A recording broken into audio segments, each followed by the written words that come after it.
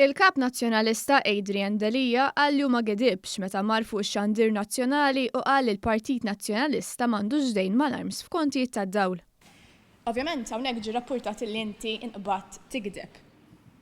F'Novembru ġifieri id-dejn mal-arms għadu l-istess, l-ammont ta' dejn żdied jew le dawk 3.5 million tħallsu f'kontijiet tad-dawl? Jiena ma gdibx u jien ma nikdibx.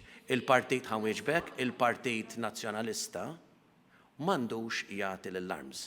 Iżda bil-kemm għaddit sekonda li l-istess Delija ma mmettix li l-midja tal-Partit Nazzjonalista għandha d-dejn f'kontijiet mhux imħallsa. Huma il-kumpaniji tal-Partit Nazzjonalista illi għandhom il-midja, imma l-midja li għandha id-dejn.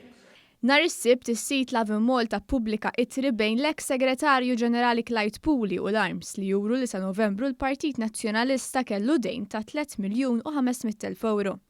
Fittra legali li bagħtet l-Arms fit-12 ta' Novembru li għadda hemm miktub ċar li l-kumpanija tal-Partit Nazzjonalista Media.Link għandha 3 kontijiet pendenti li ammontaw għal ftit aktar minn 229,000 euro, 220,000 euro u ftit aktar minn 3 miljun euro.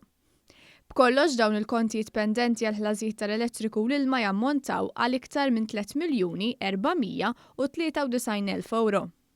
F'littra legali indirizzata lil Clyde Pooley hemm miktub li fi żmien ġimgħa għandu jsir ftehim bonarju dwar il-ħlasijiet.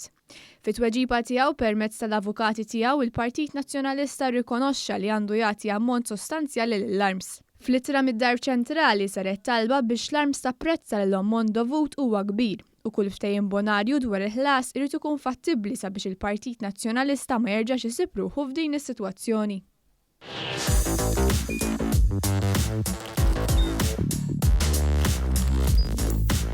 Idħol fuq one.com.mt u hemmhekk tista' tara l-programmi kollha li jxandru fuq One permezz ta' One Play.